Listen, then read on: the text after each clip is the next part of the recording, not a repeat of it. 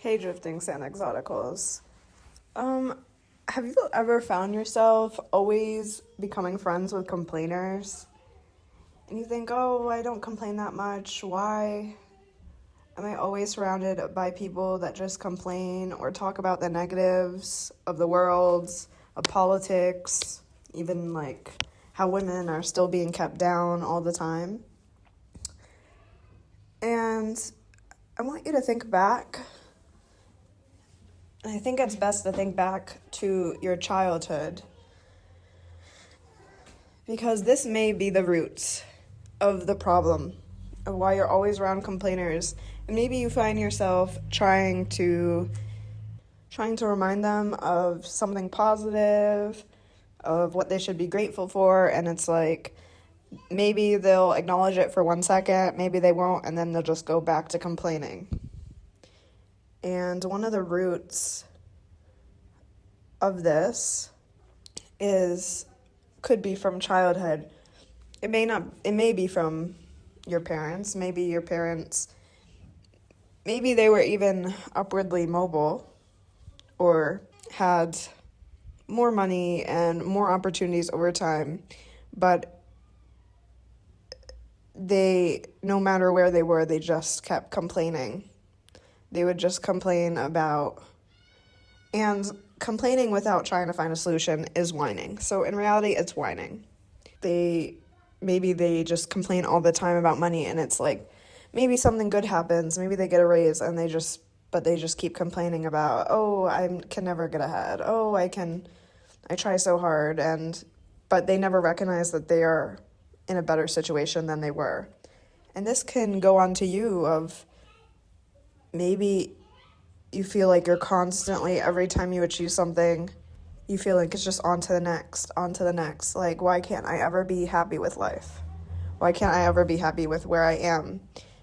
And it could also be from the people around you. Think about, and you try to revitalize your passion, but it just seems like every time you idolize something or somewhere in your life, when you get there, you just want to go to the next thing. It's like you're never happy.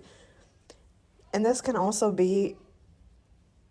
be added onto from your friends. You find yourself always around complainers, and you're always trying to help them. But you need to understand you can't help them. They don't want to see the positives. They don't want to see how far they've come, because they just want to keep comparing themselves to everyone else. And maybe it's really hard because when you're a child, you see your parents or whoever around you working so hard and they never get anywhere, but they actually do. When you're an adult, you realize they are getting somewhere, but they just keep focusing on the negative. And the best way to combat this, some ways you can combat this is distancing yourself from those around you that want to continue to stay victims and want to blame everything outside themselves and blaming the world instead of getting better, or instead of just recognizing that they have come far. The other thing is by focusing on the people and things that are happening now that are improving. For example, individuals or groups that are making change in the world. Because by this, you can see that if they just focused, one of the things that made me realize this is a book I read about a pediatrician that helped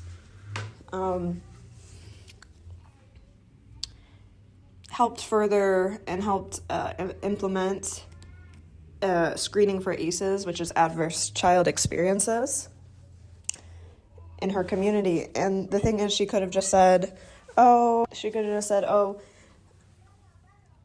these ACEs affect many people in the US, even something as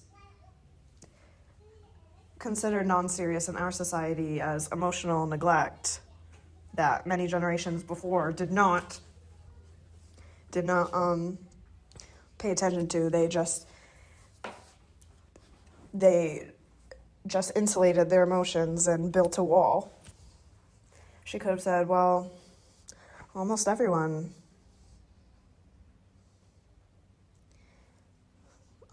has ACEs. It's too big of a problem. How are we going to solve it? But instead, she focused on her community and trying to improve the lives of her patients. That would eventually, as much as a few patients, a few children, a few parents doesn't seem to make a difference in the long run, this is whole generations. You're changing their life experience and how they deal with emotion and how emotions affect their body. If you feel really angry about something, maybe littering. Maybe you feel really strongly about littering and you don't understand why anyone would litter. Instead of focusing on how horrible the world is and why people just want to treat the earth badly, the planet they live on and the planet their children will live on, you can instead focus on what you can do. Maybe you can just once a week or once a day go outside where there's a lot of trash on the ground and fill up a bag of trash. And you can focus on the things that make you angry, that make you feel powerless, instead making it into an action. Because if you continue to see the lives of the people around you that are victims to their reality all the time, you can see their lives get worse. But some you can see their lives just get better and better and better, and their mindset gets worse and worse and worse. And it's like nothing will ever be good enough. So if you want to continue going this way, really look at these people. Really look at who you've been around that has influenced you. And think, do I really want to go this way? Do I want to be 40, 50, 60, 70, just thinking about all the time how the world sucks and how I have no control? Instead, you can see the people that may not be perfect, might not have had the most perfect life, but continued to help the individuals around them, help.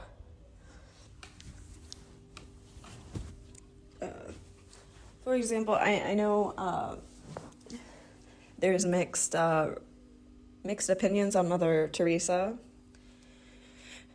but her life passion was trying to eradicate poverty. She could have just said, I can't control the world, I can't control the system, there's too many people in poverty, who can I help? She even is quoted to say, if I look at the masses, I'll never act, but if I look at the one, I will. And this is the thing, we can only focus on what we can control in our lives. We can't, if we want to continue feeling like shit all the time, then continue focusing on all the bad in the world. Let all the negativity, all the evil in the world consume you. Or take responsibility for what you can do.